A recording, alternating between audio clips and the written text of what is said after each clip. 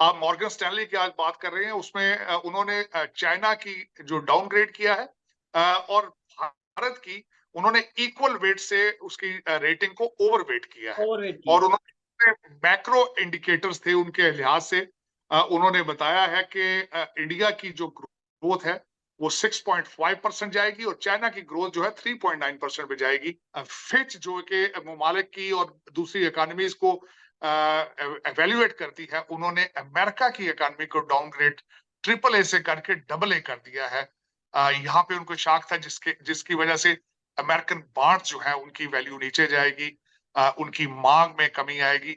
तो मैं समझता हूं कि इस वक्त इंडिया की economy, no question about it, पहले तो वो बर्तानिया की इकोनॉमी को क्रॉस कर चुके हैं, पहले यही मोदी जी के सेकंड टर्म में।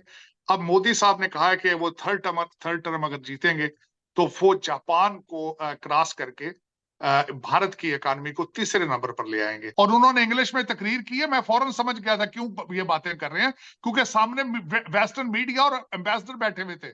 वो सिर्फ वेस्टर्न मीडिया को मैसेज देना चाह रहे थे कि देखिए हम कितने अच्छे लोग हैं, हम तो भारत से बात करते हैं, भारत बात नहीं करता। पहले माजी में आपका हमेशा ये रहा है कि जब भी आपने आईएमएफ से किस्त लेनी होती थी, आप इस तरह की स्टेटमेंट छोड़ देते थे। शहबाज शरीफ साहब का तो पोर्टफोलियो ही नहीं है डिफेंस की चीजें बात करें।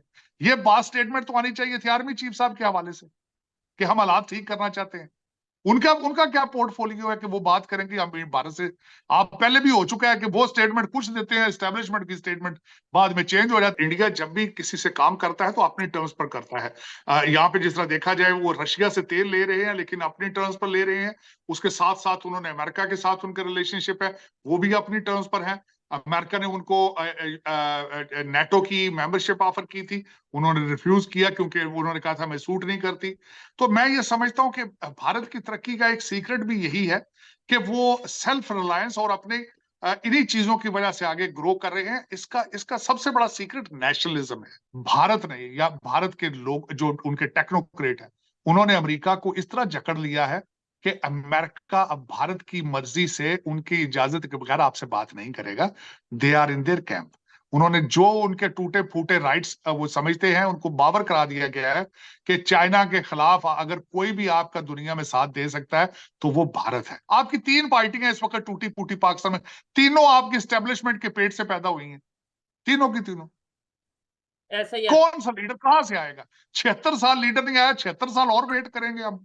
और सबसे बड़ी बात आपको मैं बताना चाहता हूं, पाकिस्तान अब आप बहसीत स्टेट फेल हो चुका। पाकिस्तान को लेकर आजकल बहुत तेजी से कुछ डेवलपमेंट होती नजर आ रही है। कभी पाकिस्तान के प्राइम मिनिस्टर स्टेटमेंट देते हैं कि हम इंडिया के साथ रिलेशन बेहतर करने के लिए हर सीरियस इशू पर डायलॉग करने को रेडी हैं, टेबल टॉक करने के लिए रेडी हैं। फिर इंडिया से रिस्पांस आता है कि इंडिया तो हमेशा ही अपने तमाम नेबर्स कंट्री के साथ, खास तौर पे पाकिस्तान के साथ रिलेशन बेहतर करना चाहता है, लेकिन पाकिस्तान को चाहिए कि वो पहले टेररिज्म के ऊपर कंट्रोल करे। फिर इन चीजों के ऊपर यूएस की तरफ से ऑफिशियल स्टेटमेंट आती है जो कि बहुत हैरान करने वाली होती है, जिसमें यूएस की तरफ से यह कहा जा रहा है कि अगर इंडिया और पाकिस्तान के दरमियान में डायलॉग होते हैं तो यूएस उसे सपोर्ट करेगा। इसके साथ साथ एशिया में एक मतलब इंटरनेशनल लेवल पे रिपोर्ट आई है कि जिसमें इंडिया को एशिया की मोस्ट प्रेफर्ड मार्केट कहा गया है और इसमें चाइना को बिल्कुल थोड़ा सा जो सा है वो दचका भी लगा है। इन सब बातों के लिए हमारे साथ मौजूद हैं साजिद तारड़ साहब, जो कि किसी तारुफ के मुख्ताज नहीं है। इनसे बात करेंगे इन डेवलपमेंट के ऊपर, और साथ ही साथ चाइना की अगर बात करें वो जिस तरीके से अपनी वैल्यू, अपनी पावर एशिया में गिराता नजर आ रहा है,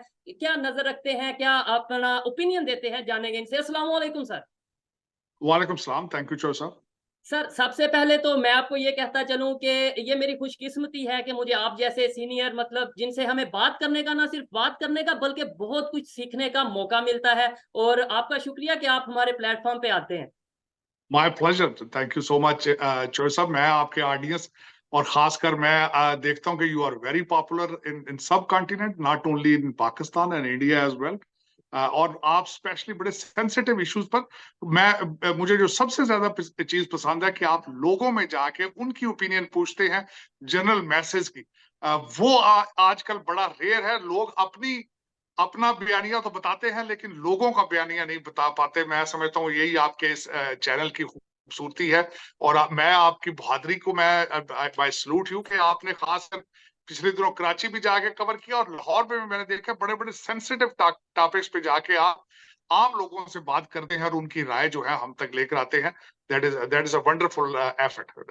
thank you sir, thank you sir. Sir ये अभी पाकिस्तान के प्राइम मिनिस्टर स्टेटमेंट देते हैं, उसके बाद इंडिया की तरफ से स्टेटमेंट आती है, इन सब चीजों के ऊपर तो हम बात करेंगे। लेकिन अभी मॉर्गन स्टैनले की रिपोर्ट आई है जिसके मुताबिक इंडिया को मोस्ट प्रेफर्ड इमर्जिंग मार्केट कहा गया है, नंबर 1 पे रैंकिंग आई है, और चाइना को जो सा है वो डाउनग्रेडेड किया गया है। क्या कहना चाहेंगे इसके ऊपर? फिर उसके बाद इंडिया पाकिस्तान के रिलेशन पे बात करते हैं।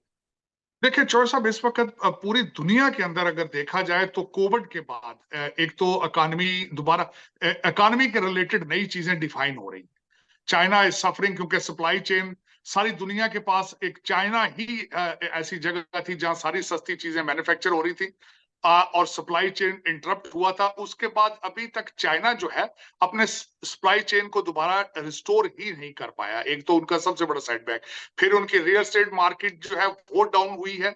वहां पे लोगों के पास जाहिर जब पैसे नहीं थे, फैक्ट्रियां बंद थी, शिप्स भरे हुए हमारी पोर्टों पर खड़े थे, लोग ही नहीं मिल रहे थे उन चीजों को नीचे उतारने के लिए। तो ये सारी इकोनॉमी का जो इम्पैक्ट है उनकी रियल एस्टेट पे आया।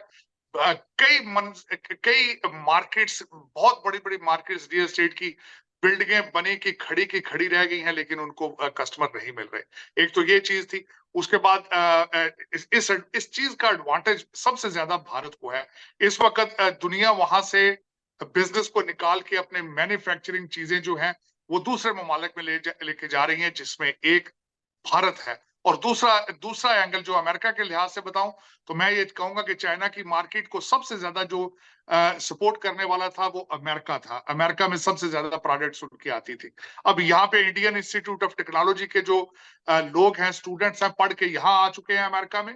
हमारी अमेरिकन कंपनियों के सीईओज वो हैं, और अल्टीमेटली अमेरिका की दौलत को, वेल्थ को वो कंट्रोल करते हैं, अपना असर रसूख रखते हैं, व्हाइट हाउस पे असर रसूख रखते हैं। तो उसी वजह से जो बिजनेस चाइना से निकल रहा है वो सारा भारत जा रहा है। तो जिस तरह आपने देखा होगा, पहले एप्पल की मैन्युफैक्चरिंग वहां गई है, फिर इलॉन मस्क जो है वो इंटरेस्टेड है, फिर बाहर से मोदी साहब अपने ट्रिप पर आए हैं, जेट इंजन बनाने की वो टेक्नोलॉजी लेके जा रहे हैं, राफेल तैयारे बन रहे हैं वहां पे। तो जो एक एक मूवमेंट मेक इन इंडिया है उसको वो प्रमोट कर रहे हैं, अपनी करेंसी को प्रमोट कर रहे हैं, यूपीआई को प्रमोट कर रहे हैं। तो ये सारी चीजें, और उसके बाद एक भारत जो है उसकी मिडिल क्लास, उसमें ज्यादातर नौजवान हैं, और वो नौजवान पढ़े लिखे हैं, और वो जहां जा रहे हैं वो एक हेल्दी और ताकतवर डायस्पोरा की शक्ल में जा रहे हैं। उससे ना सिर्फ भारत की इकोनॉमी को फायदा हो रहा है, बल्कि उसकी इंटरनेशनल जो प्रेजेंस है उसमें उनकी उसको फायदा हो रहा है। और इसमें जो आप मॉर्गन स्टैनली की आज बात कर रहे हैं उसमें उन्होंने चाइना की जो डाउनग्रेड किया है, और भारत की उन्होंने इक्वल वेट से उसकी रेटिंग को ओवरवेट किया है। ओवरवेट और किया। उन्होंने मैक्रो इंडिकेटर्स थे उनके लिहाज से, उन्होंने बताया है कि इंडिया की जो ग्रोथ है वो 6.5% जाएगी, और चाइना की ग्रोथ जो है 3.9% पे जाएगी। और मैं समझता हूं कि ना सिर्फ इसके साथ इसी कोविड के हवाले से, और जिस तरह यूक्रेन जंग के बारे में, या वेस्टर्न सिविलाइजेशन जो है वो अपना सारे अपने रिसोर्सेज को बर्न कर रहे हैं। फिच जो कि ममालिक की और दूसरी इकोनॉमीज को एवेल्युएट करती है, उन्होंने अमेरिका की इकोनॉमी को डाउनग्रेड ट्रिपल ए से करके डबल ए कर दिया है। यहाँ पे उनको शाख था जिसकी वजह से अमेरिकन बॉन्ड्स जो है उनकी वैल्यू नीचे जाएगी, उनकी मांग में कमी आएगी। तो मैं समझता हूं कि इस वक्त इंडिया की economy, no question about it, पहले तो वो बर्तानिया की इकोनॉमी को क्रॉस कर चुके हैं, पहले यही मोदी जी के सेकंड टर्म में। अब मोदी साहब ने कहा है कि वो थर्ड टर्म अगर जीतेंगे तो वो जापान को क्रॉस करके भारत की इकोनॉमी को तीसरे नंबर पर ले आएंगे। तो मैं समझता हूं कि इसमें कोई शक नहीं है। जिस तरीके से इस वक्त अगर देखा जाए तो वो कनेक्टिविटी का एक प्रोग्राम जो उनका था कि वो अपनी पावर को बाहर बेचेंगे, तारें बिछाएंगे, पाइपलाइनें बिछाएंगे, फिर उसके बाद उन्होंने तेल की पाइपलाइन बिछाने का मंसूबा उनका सामने नजर आ रहा है। आपने देखा होगा कि इंफॉर्मेशन टेक्नोलॉजी में they almost have a monopoly over it. फिर फार्मास्यूटिकल उनकी इंडस्ट्री है। तो इसी तरीके से जहां ट्रेड करते हैं यूएई के साथ, उनका 100 बिलियन का टारगेट था, 85 बिलियन वो अचीव कर चुके हैं। तो देखा जाए तो इस वक्त जो कोविड की वजह से सारी दुनिया की इकोनॉमी स्लगिश है, उस सब का फायदा जो है भारत उठा रहा है। चाइना के जो जितने चैलेंजेस हैं, चाइना की जितनी मैन्युफैक्चरिंग है, it is moving towards India, which will make India stronger in the future. ठीक है सर, आपकी बातों से एग्री करता हूँ, लेकिन एक चीज ये सारे सिनेरियो में जो मैं ऑब्जर्व कर रहा हूँ और बहुत से लोग भी ऑब्जर्व कर रहे होंगे कि देखें इंटरनेशनल मार्केट तेजी से इंडिया की तरफ मूव हो रही है, बड़ी बड़ी मल्टीनेशनल कंपनीज इंडिया की तरफ जा रही हैं, बिजनेस करना चाह रही हैं, एलॉन मस्क हो, एप्पल हो या जो भी कंपनी हो, लेकिन इंडिया अपनी पॉलिसीज के ऊपर तो कंप्रोमाइज बिल्कुल करता नहीं नजर आ रहा। वो ये कहते हैं एप्पल हो या एलॉन मस्क हो या कोई भी कंपनी हो, वो इंडिया में आएगी तो इंडिया की पॉलिसीज के मुताबिक काम करना पड़ेगा, चाहे वो ट्विटर हो चाहे कोई भी, मतलब किसी भी हवाले से अगर बात करें, ये बड़ा प्लस पॉइंट मुझे नजर आता है। शायद ये उनकी जो पॉलिसी है इसी वजह से आज यहाँ तक वो पहुंचे हैं। मैं बिल्कुल आपसे एग्री करूंगा कि इंडिया जब भी किसी से काम करता है तो अपने टर्म्स पर करता है। यहाँ पे जिस तरह देखा जाए, वो रशिया से तेल ले रहे हैं लेकिन अपनी टर्म्स पर ले रहे हैं। उसके साथ साथ उन्होंने अमेरिका के साथ उनका रिलेशनशिप है, वो भी अपनी टर्म्स पर है। अमेरिका ने उनको नेटो की मेंबरशिप ऑफर की थी, उन्होंने रिफ्यूज किया क्योंकि उन्होंने कहा था मैं सूट नहीं करती। तो मैं ये समझता हूँ कि भारत की तरक्की का एक सीक्रेट भी यही है कि वो सेल्फ रिलायंस और अपने इन्हीं चीजों की वजह से आगे ग्रो कर रहे हैं। इसका इसका सबसे बड़ा सीक्रेट नेशनलिज्म है। जब आप नेशनलिज्म होगा, आपको प्राइड होगी अपनी सिटीजनशिप पे, अपने मुल्क से आपको मोहब्बत होगी, तो चीजें तब आती हैं, तब इस तरह के फैसले किए जाते हैं। मैं छोटी सी एक मिसाल दूंगा। आप पाकिस्तान से बैठकर इस वक्त ये प्रोग्राम कर रहे हैं। आपका सबसे बड़ा चैलेंज इस वक्त करप्शन है। हर चीज में करप्शन है, सोचों की करप्शन है, पुलिस की करप्शन है, हर चीज की करप्शन है। लेकिन आपको बल्कि मैं चाहूंगा किसी वक्त आप इस पे प्रोग्राम करें कि पंजाब, भारत वाले पंजाब में उन्होंने आम पार्टी ने करप्शन को किस तरह रोका है, किस तरीके से मोदी साहब ने करप्शन, एक मैं यहाँ पे अर्ज करना चाहूंगा, करप्शन जो है वो इंसानी जिबिलत का हिस्सा है, it is part of the human instinct. लेकिन उस पर कुछ ना कुछ कंट्रोल होना चाहिए तरक्की करने के लिए। आपके मुल्क से इस वक्त भी प्राइवेट प्लेन्स जो है वो थैले लेके उड़ रहे हैं डॉलरों के, और आपकी एजेंसियों के मर्जी से उड़ रहे हैं। आपकी जो कुछ भी होता है पाकिस्तान में, उसमें सारे अदारे इन्वॉल्व होते हैं। एक अदारा अकेला करप्शन नहीं कर सकता। लेकिन वजह यह है कि आपको पाकिस्तान से मोहब्बत करना आपने शुरू ही नहीं की। पाकिस्तान से मोहब्बत करना बंद तो करते अगर शुरू की होती। पाकिस्तान आपने सिर्फ कागजों में बनाया था। अगर एक मिनट के लिए सोचें, आज 1947 को अगर सोचा जाए, जो लोग जलीलो ख्वार होकर पाकिस्तान में आए थे, अपनी माओ बहनों को रास्ते में मरवाते आए थे, हर चीज छोड़ के, क्या आपने जस्टिफाई किया है पाकिस्तान को बनाने का? जो टू नेशन थ्योरी आप कहते हैं कि टू नेशन थ्योरी की बेस पर पाकिस्तान बना, क्या आपने उनको पाकिस्तान बनाकर दिया है? मेरे ख्याल में नहीं बनाया। आपने बिल्कुल सिर्फ एक आपको एक हमारे एक आइडियोलॉजी बेची है आपने। उसके बाद आपने पाकिस्तान को एटीएम मशीन की तरह लूटा है। आज जो आया इसने 76 साल लूटा है। आपने अपनी टू नेशन थ्योरी को ही जस्टिफाई नहीं किया, आपने पाकिस्तान को बनाने की थ्योरी को जस्टिफाई नहीं किया। मेरा सबसे बड़ा आपसे गिला ये है, मेरा सबसे ज्यादा अफसोस आपसे ये है।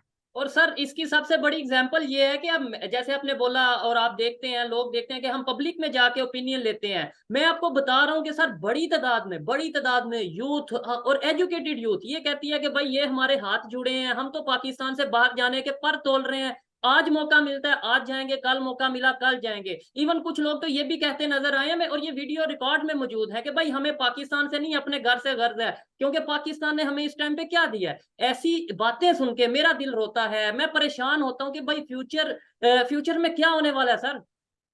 देखिए, मैं आज आपके प्रोग्राम पे आल ऐलान आपको बताता हूं। रिजवाना का केस जो है इस्लामाबाद में, ये पहला केस नहीं है, ना ही आखिरी केस है। और मैं आपको बता रहा हूं रिजवाना को जस्टिस नहीं मिलेगा। आज बहावलपुर यूनिवर्सिटी का केस है, 5500 स्टूडेंट्स हैं, खवातीन हैं, उस इलाके से जहां लोग अपनी बच्चियां स्कूलों में नहीं भेजते, उनके मां बाप को वहां पे जस्टिस नहीं मिलेगा, उनके बहनों भाइयों को जस्टिस नहीं मिलेगा। मेरे ख्याल में अगर मुझसे जाती तौर पे पूछे, एज ए पाकिस्तान तो आप फेल हो चुके हैं, एज ए कंट्री आप फेल हो चुके हैं। अब आप बहसीत इंसान फेल हो रहे हैं। आप एज ए सोसाइटी कोलैप्स कर रहे हैं। देखें जिस जगह पे कभी आप सोच सकते हैं कि 12 या 14 साल की बच्ची है, उसको चोरी की सजा में खुद ही जज साहब की बीवी ने उसके दोनों बाजू तोड़ दिए। कभी आप सोच सकते कोई इंसान ये ऐसा काम कर सकता है? और सर मैं ये तो समझता हूँ ऐसे वाकयात बहुत से होते हैं, ये तो एक हाईलाइट हो गया तो बस उसके ऊपर हम बात कर रहे हैं। मैं पर्सनली ये चीजें देखता हूँ, समझता हूँ कि कई घरों में फोर्स लेबर होती है, चाइल्ड लेबर होती है, और फिर बहुत ज्यादा तशद्दुद किया जाता है, और जब उन पे आवाज उठाई जाती है तो फिर धमकियां भी आती हैं और बहुत सी चीजें फेस करने को मिलती हैं। तो सब आपके पाकिस्तान रूलिंग लीड हर एक के घर के अंदर 10-10 रिजवाना है, हर एक के घर। आपकी मुझे मुझे इस बात पे आज, मैं इस रिजवाना के केस पे मैं हैरान था कि आज आपका अमेरिकन एम्बेसडर क्यों नहीं बोल रहा।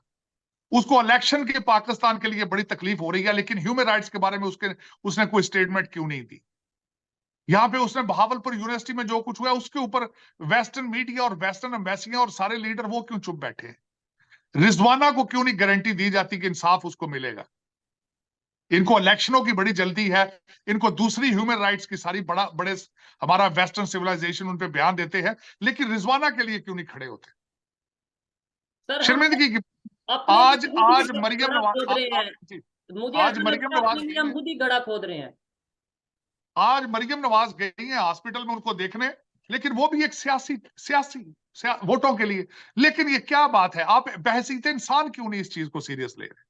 क्योंकि आप मेरे ख्याल में अफसोस के साथ ज्यादातर हमारे पाकिस्तानियों के मेजॉरिटी के ज़मीर मुर्दा हो चुके हैं। बस वो हर चीज लूट के अपने घर ले जाना चाहते हैं। कोई शौक नहीं है एज ए सोसाइटी, कोई शौक नहीं है कि बहसीत इंसान जिंदा रहें। यही एक आपका अलमिया है। और आपको हर चीज से बच जाएंगे। करप्शन आपको मार रही है, आपको खा रही है, और जिस तरीके और जिस हालत में पहुंच चुके हैं आप श्रीलंका से बदतरीन है। उसकी वजह यह है, वहां पे तो सिर्फ एक राजा पक्सा था, एक फैमिली थी। आपकी तो हर जगह पे इस राजा पक्से की फैमिलियों की लाइनें लगी पड़ी। आपकी तो हर हर डिपार्टमेंट, हर महकमे के अंदर राजा पक्सा बैठा है, और पता नहीं इसको कौन बचाएगा पाकिस्तान को। मुझे तो बिल्कुल नाउमीदी है, मायूसी है, गहरे बादल हैं। मुझे नहीं है, अभी तक किसी लीडर ने कोई रोड मैप आपको नहीं दिया कि मैं इस तरीके से पाकिस्तान को बचाऊंगा, आओ मेरे साथ चलो, आओ पाकिस्तान में ये फला चीज मैन्युफैक्चर करते हैं, आओ मैं तुम्हें सिखाता हूं अमेज़न पे कारोबार किस तरह करना है, आओ आर्टिफिशियल इंटेलिजेंस पढ़ाते हैं, आओ तुम्हें बताएं कि पाकिस्तान में एग्रीकल्चर।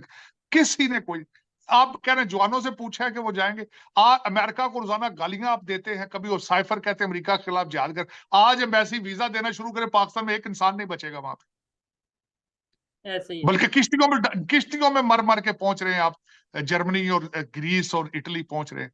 लेकिन देखें, यही एक वजह है कि आपने 76 साल ना पाकिस्तान को बनाया है, ना कोशिश की है, ना जस्टिफाई करने की कोशिश की है, ना कोई लीडर आया है। जो फ्राडी के ही आए हैं। मैं तो समझता हूं कि फ्रॉड ही लगा रहे हैं अभी तक। कोई जो आपके जिस तरह मैंने कहा कि अभी तक किसी पाकिस्तानी के मुंह से मैंने कोई अच्छा बिजनेस प्लान नहीं सुना, कोई रोड मैप नहीं देखा। खान साहब कहते हैं ओवरसीज पाकिस्तानियों को पैसे लेकर आऊंगा और दूध की नहरें चलेंगी, हालांकि उनको बिजनेस प्लान नहीं है। ओवरसीज पाकिस्तानी क्यों पैसे देंगे आपको? पहले तो आपने जूते मार मार के ओवरसीज पाकिस्तानी को निकाला वहां से, डंकियां लगा लगा के यहाँ पहुंचे हैं। वो अपने माँ बाप को पैसे भेजेंगे कि आपको भेजेंगे? क्यों भेजेंगे आपको पैसे? ये मैं एक तो बिल्कुल मुझे अजीब सी बात लगती है कि आप हमेशा खान साहब जब भी बात करते हैं कहते हैं ओवरसीज पाकिस्तानी जो है वो पैसे देंगे। क्यों देंगे आपको पैसे वो? ऐसे एक ही। तो ना लॉ एंड ऑर्डर के हालात है वहां पे, ना थाना ना कचहरी चलता है, ना पटवारी चलते हैं, तो वो क्यों जाएंगे वहां पे?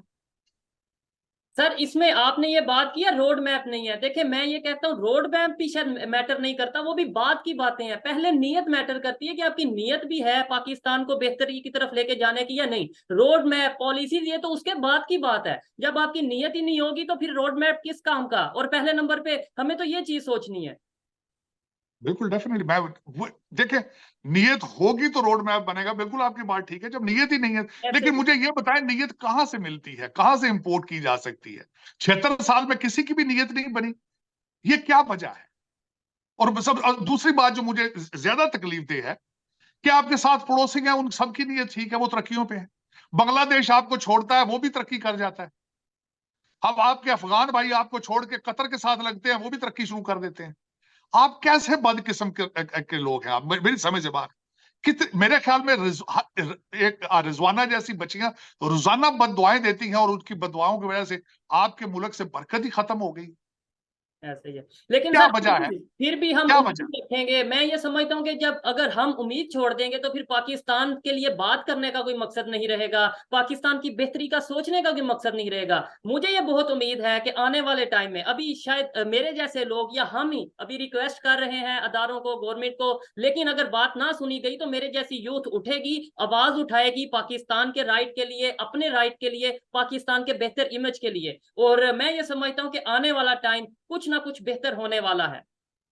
देखिए, मैं बिल्कुल, ख्वाब देखना कहते हैं कि फ्री ख्वाब है, इसमें कोई हर्ज नहीं है, देखने में कोई हर्ज नहीं है। लेकिन आपकी यूथ जो है, मैं आपको छोटी सी बात बताना चाहूँ, आपकी यूथ भुट्टो साहब ने भी निकाली थी, रोटी कपड़ा मकान का उन्होंने दिखाया था, बच्चे स्टूडेंट यूनियंस को सड़कों पर लेकर आए थे। खान साहब के पीछे भी सारे लौंडे लपाड़े हैं, खान साहब के पीछे भी जितने अमीर घरों के बच्चे हैं वो सारे ये समझते हैं कि ये इबादत है। बाप करप्शन में इन्वॉल्व है, बच्चे और बीवी उनकी सारी खान साहब को सपोर्ट करती है। बच्चे ख्वाब देखते हैं, लोग ख्वाब देखते हैं, लेकिन आगे लीडर कोई नहीं है। मसला तो ये है, आप भी ख्वाब देख रहे हैं लेकिन लीडर कोई नहीं आगे। आगे फ्राडिये बैठे हैं सारे। और 76 साल से आपकी 3 पार्टियां इस वक्त टूटी फूटी पाकिस्तान में, तीनों आपकी स्टैब्लिशमेंट के पेट से पैदा हुई हैं, तीनों की तीनों। ऐसा ही है। कौन सा लीडर कहां से आएगा? 76 साल लीडर नहीं आया, 76 साल और वेट करेंगे हम।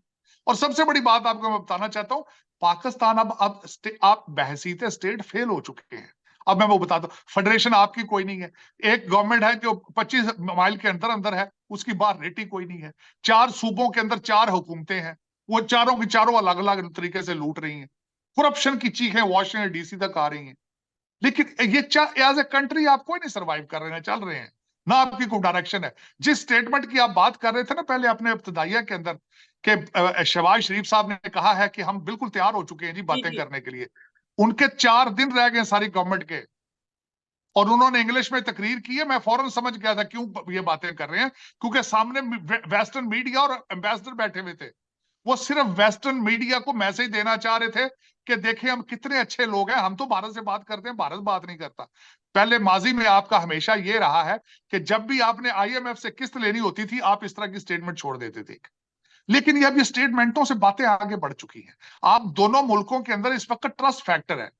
आप जब तक ट्रस्ट को बहाल नहीं करेंगे, एक दूसरे के एतराजात ठीक नहीं करेंगे, बात नहीं होगी, आगे चलेगी।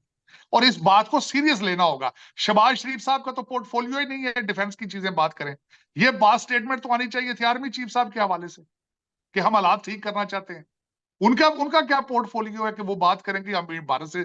आप पहले भी हो चुका है कि वो स्टेटमेंट कुछ देते हैं, एस्टेब्लिशमेंट की स्टेटमेंट बाद में चेंज हो जाती है। सुबह खान साहब ने कहा था हम ट्रेड शुरू करने लगे, शाम को मुकर गए थे आप। ये इस तरह चीजें नहीं, पहले तो आप पाकिस्तान के बारे में सीरियस हो। पड़ोसियों से रिलेशनशिप तो बाद में बनते हैं ना, जब आप inside of the Pakistan, inside of the house आप एक टेबल पर हो, एक पेज पर हो। अभी तक तो आपके हालात इस तरह है कि चाइना का प्रीमियर आया, वहां किसी पार्टी का दूसरा बंदा नहीं था, फॉरेन मिनिस्टर साहब दुबई बैठे हुए थे, अपनी वालदा के स्टैचू का इफ्तिताह करने चले गए थे। अभी तक तो आप एक टेबल पर ही मौजूद नहीं है। आप जब तक खुद इकट्ठे नहीं होंगे, पाकिस्तान के बारे में सीरियस नहीं होंगे, तो भारत आपकी इज्जत क्यों करेगा? आपकी बात को वो सुनेगा भी क्यों, सर जब आप इसमें इकट्ठे ही लेकिन नहीं है? इसमें एक बड़ी चीज हमने जो देखी है, वहां भारत की तरफ से भी स्टेटमेंट आई है। उनके एक्सटर्नल अफेयर्स के जो स्पोक पर्सन है उन्होंने स्टेटमेंट दिया कि भाई हम तो हमेशा से रेडी हैं तमाम नेबर कंट्रीज, खासतौर पे पाकिस्तान के साथ रिलेशन बेहतर करने के लिए। लेकिन फिर वही उन्होंने अपना इशू रखा है, स्टांस रखा है कि भाई टेररिज्म को खत्म करें, क्रॉस बॉर्डर टेररिज्म के ऊपर कंट्रोल करें। उनका एक ही मौकफ है, तो हम वो बात मान क्यों नहीं लेते? या भारत को ही क्यों नहीं कह देते कि भाई आओ मिल के हमारे साथ, हम तो नहीं कर पा रहे, आओ मिल के जो है हम इस चीज के ऊपर काम करते हैं। बिल्कुल मैं एग्री करूंगा आप।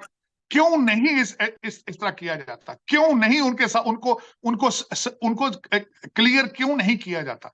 क्यों नहीं कहा जाता कि आए मिलके इसके खिलाफ चलते हैं? क्यों नहीं ये कहा जाता? उनको प्रूफ क्यों नहीं दिए जाते कि it is not the state sponsor, ये हमारा कसूर नहीं है? उनको क्यों नहीं ये सफाई दी जाती? यही एक बात है। जबकि वहां से तो स्टेटमेंट आ चुकी है, बड़ी वो वायरल हुई थी वो क्लिप, वो वीडियो जो इंडिया के प्राइम मिनिस्टर ने स्टेटमेंट दी थी कि भाई आओ पाकिस्तान वालों, आओ हम मिल के लड़ते हैं, जंग करते हैं, लेकिन दहशतगर्दी के खिलाफ। यानी उन्होंने तो ऑफर कर दी।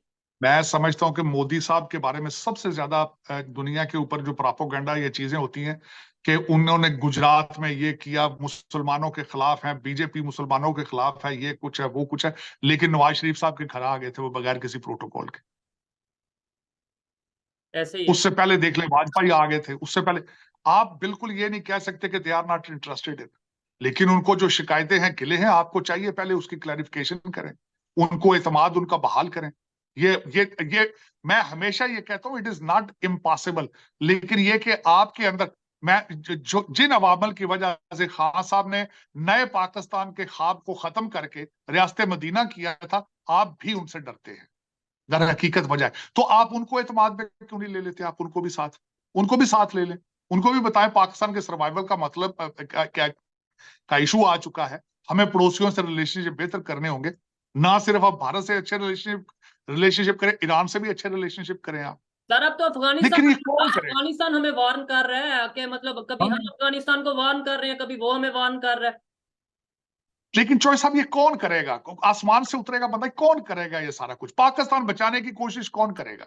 क्योंकि पाकिस्तान ही करेगा, लेकिन अभी तक मुझे नहीं लगता वो पैदा हुआ है पाकिस्तान में। मुझे तो अभी तक पिछले जो माजी में आपका देखा जाए तो लूट मार के अलावा कुछ भी नहीं है पाकिस्तान के, देखा जाए तो पाकिस्तान के लिए कुछ नहीं आपने किया, अपनी फैमिली के लिए जो भी आया हो उसने लूट मार की है, अपने बच्चों के लिए, अपने बहनों भाइयों के लिए, उसने पाकिस्तान को कुछ भी नहीं दिया 76 साल में अभी तक। ठीक है सर, ये सारी जो सिचुएशन बनी है, ये बड़ी बात जो आपने बताई है कि भाई इलेक्शन नजदीक आने वाले हैं, इस वजह से 2-4 दिन के बाद गवर्नमेंट वैसे खत्म हो जाएगी, इस वजह से ऐसी स्टेटमेंट देना जरूरी थी। लेकिन फिर उसके बाद यूएस की तरफ से भी ये स्टेटमेंट आ जाती है कि अगर ऐसा कुछ होता है, अगर इंडिया पाकिस्तान के दरमियान डायलॉग होते हैं तो हम उसे सपोर्ट करेंगे। वो ऑफ कोर्स, लेकिन मुझे ये बताएं कि अमेरिका के तो अपने हालात इतने खराब हैं, उनको देखे ना, उससे सवाल किया गया था स्टेट डिपार्टमेंट में, जी आपका उसने भी आगे से सियासी जवाब दिया है उसका। शहबाज शरीफ का भी सियासी ये बात थी, और स्टेट डिपार्टमेंट वाले की भी सियासी बयान था। हाँ भाई, आप आपस में बात करें, जाहिर हम सपोर्ट करेंगे, जाहिर वो मुखालफत तो नहीं करेंगे ना, वो ऐसे ही तो है। मुखालफत नहीं करेंगे तो फिर सपोर्ट करेंगे। अमेरिका के तो अपने हालात खराब है। मैं 5 मिनट तक, अभी 10 मिनट तक, अब बिल्कुल यही ऑनलाइन देख रहा था, डोनाल्ड ट्रंप साहब को इंडाइट किया गया है आज तीसरी दफा जी 4 महीने के अंदर। अमेरिका के अपने हालात खराब हैं, वो आपके मामलात में किस तरह तवज्जो दे सकता है या आपको किस तरह सपोर्ट कर सकता है? और दूसरा, इस वक्त जिस तरीके से भारत ने या भारत के लोग जो उनके टेक्नोक्रेट हैं, उन्होंने अमेरिका को इस तरह जकड़ लिया है कि अमेरिका अब भारत की मर्जी से, उनकी इजाजत के बगैर आपसे बात नहीं करेगा। They are in their camp.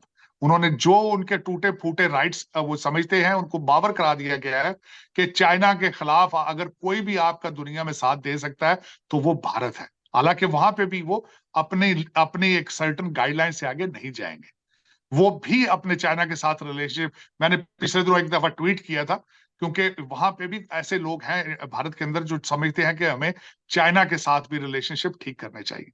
China अगर आज बॉर्डर की अपने मामलात भारत के साथ ठीक कर लेता है तो अमेरिका और पाकिस्तान फिर क्या करेगा? लेकिन ये कि भारत जो है वो they are playing very smart, और उसमें उस स्मार्टनेस और उनकी तरक्की के सीक्रेट एक सबसे बड़ा है नेशनलिज्म। नेशनलिज्म, तो सर चाहे आप उसको ना, चाहे आप नेशनलिज्म। उसको, जी जी। जी अच्छा सब, चाहे आप दुनिया उसको हिंदुत्व कह ले, चाहे उसको जो मर्जी कह ले, चाहे ये कह ले कि Hindustan is for Hindus only, of course they are in majority there, that is their country, but they have become nationalist. You need to copy that, you have to become Pakistani first. अभी तक आप पाकिस्तानी ना, आपने पाकिस्तान बनाया है ना, आप पाकिस्तानी है ना, आपको पता है कि मुल्क से प्यार किस तरह किया जाता है। मुल्कों की तरक्की में सबसे बड़ा एलिमेंट नेशनलिज्म का होता है। Nations can not survive without nationalism. ऐसे ही है, लेकिन यहाँ पाकिस्तान में जिससे भी हम पूछेंगे वो यही कहेगा कि हमारे लिए मजहब पहले है, जबकि उन्हें ये भी नहीं पता कि पाकिस्तान बनाने का मतलब भी मजहब की बुनियाद ही थी ना, मजहब को बुनियाद रखा गया, तो इसका मतलब है पाकिस्तान और मजहब तो आपको फिर एक ही लेके चलना चाहिए। नेशन फर्स्ट हो या रिलीजन फर्स्ट हो, पाकिस्तान की जहां बात है उधर पाकिस्तान को आगे रखना चाहिए। चॉइस मुझे इतराज है। आप कहते हैं जिस मजहब की आपने बात की है, आपने काले जादू की बात की है, काले बकरों की बात की है। ये काले बकरे और काले जादू इस्लाम, इसका नाम इस्लाम नहीं है। ये बाबे जो आपकी फूंकों के साथ कैंसर का इलाज कर रहे हैं, ये इस्लाम नहीं है। ये बाबे फूंकों के साथ सर्जरियां, हार्ट सर्जरी कर रहे हैं, ये इस्लाम नहीं है चौई साहब। ऐसे ही है। इस्लाम इस्लाम का नाम है पीस, सलामती। ये आपको वायलेंस और नफरत का सबक नहीं दे रहा इस्लाम। लेकिन हम जिस अगर तरीके से इस्लाम लेके चल रहे हैं, पूरी दुनिया में अपना इमेज बना रहे हैं, ना सिर्फ अपना बल्कि अपने मजहब का जो इमेज बना रहे हैं वो सबके सामने है। आज अगर इस्लाम की बात की जाती है, मजहब की बात की जाती है, तो क्या क्या बातें की जा रही हैं, वो इस्लामोफोबिया की बात हो रही है। ये तो आप नहीं, मेरे से ज्यादा बेहतर मैं जानते हैं। नहीं एक अर्ज करना चाहता हूं। मैं शर्मिंदा, मुझे वॉशिंगटन डीसी में एक बंदे ने, एक डिप्लोमेट ने बहुत शर्मिंदा किया था आज से 1 साल पहले, 2 साल पहले। उस बंदे ने मुझे एक इवेंट पर था, एक एम्बेसडर ने मुझे बुला के कहा, उसने कहा तुम क्या कहते हो, सुना है कि वहां आपके प्राइम मिनिस्टर की बीवी जिंदा मुर्गियां जला रही है इस्लामाबाद में। ये इस्लाम है? ये वॉशिंगटन डीसी में क्वेश्चन किया गया था। ऐसे ही है, तो यही मैं चीज। उसको, ये इस्लाम है जो आप कह रहे हैं कि इस्लाम पहले है पाकिस्तान बाद में है? कौन से इस्लाम की बात कर रहे हैं? एक एक गली में 6-6 मस्जिदें हैं और एक दूसरे को काफिर काफिर कह रहे हैं। वो ये मस्जिदें, ये इस्लाम है आपका? यही तो सबसे बड़ी वजह है कि आपको समझ ही नहीं आ रही कि हम हैं क्या। हम मुसलमान हैं, हम हैं क्या? बिल्कुल इस्लाम को नमाज तर्जमे के साथ पढ़ने की कोशिश करें। आपके 90% कुछ लोगों को तो नमाज तर्जमे के साथ नहीं आती, पता नहीं सारा दिन बैठ के क्या मारते हैं वो। अगर आप नमाज का मतलब समझ लें तो आप, मेरा ख्याल है, आधे मसाइल आपके दूर हो जाएंगे। लेकिन आप उस पर तवज्जो नहीं देते। आप काले बकरों पे आपकी तवज्जो है, पीरों मुर्शिदों के पास सारा दिन, बाबों से जाके आप लड़के मांगते हैं, कहते मुंडा मुंडा पीर, मुंडे पीर आ गया। ये चॉइस, साहब ये इस्लाम नहीं है। ये बाबे वाला इस्लाम नहीं जे। ऐसे ही है। इस्लाम बड़ा एक बड़ा बड़ा प्यारा मजहब है, इन्हू समझने की कोशिश करो। ये बिल्कुल बाबा फूका फूका वाले बाबियां तो बचो प्लीज। ऐसे ही है सर। बहुत सी आपसे आज बातें की और बहुत ऐसी बातें थी, शायद मैं ये समझता हूँ कि ना तो मैंने पहले सुनी, ना देखने वालों ने पहले सुनी होंगी। लेकिन लास्ट में मैं फिर भी यही कहूंगा कि सर हमें उम्मीद रखनी चाहिए। अगर हम उम्मीद छोड़ देंगे कि पाकिस्तान का कुछ हो नहीं सकता, बेहतरी नहीं आ सकती, तो शायद फिर हमारा पाकिस्तानी रहने का मकसद नहीं बचेगा, शायद हमें पाकिस्तान में रहने का मकसद नहीं बचेगा। नहीं ठीक है, मैं उम्मीद उम्मीद पे दुनिया कायम है। आपका मजहब कहता है मायूसी गुनाह है, कोई शक नहीं इसमें। लेकिन 76 साल बहुत लंबा पीरियड होता है चौधरी साहब, बहुत लंबा पीरियड होता है। और बिल्कुल उसमें एक भी इंसान नहीं मर्द, कोई एक भी मर्द मोमन नहीं आया, एक भी मर्द मोमन। आज बता दें जितनी लीडरशिप है इसमें किस पे रिलाय करूं मैं, किस पे रिलाय करूं? कोई एक बता दें कहीं नहीं, आप मुझे कहें ताड़ साहब नहीं आप फलां बंदा हमें इस नहीं, जिस ऐसा चीज में तो नहीं फंसे है कि निकाले। ऐसा तो नहीं कि दिल होता है कि पाकिस्तान के लिए कुछ बेहतर किया जाए, लेकिन जब सिस्टम में आते हैं, जब पॉलिटिक्स में आते हैं, तो फिर कहीं ना कहीं उस आलूदा सिस्टम के अंदर आके अपना वो सारा कुछ खो बैठते हैं। वो करप्शन के अंदर खुद को भी रंग लेते हैं, जिसकी वजह से ये सब चीजें देखनी पड़ती हैं। चौधरी साहब वो सिस्टम भी तो पाकिस्तानियों का है, जो सारा सिस्टम चलाने वाले भी तो पाकिस्तानी, वो जर्मन तो नहीं है वो। ऐसे ही क्या वजह है? जो आप जिनकी बात करते हैं यूनिफॉर्म पहनने से पहले आपके बहन भाई होते हैं वो। जितने अफसरान हैं, जितने करप्ट लोग हैं, हमारे रिश्तेदार हैं सारे वो। ऐसे ही है। वो बाहर से तो नहीं आए ना। क्या वजह है? वो मुसलमान नहीं है, पाकिस्तानी नहीं कहलवाते, पाकिस्तानी पासपोर्ट नहीं रखते।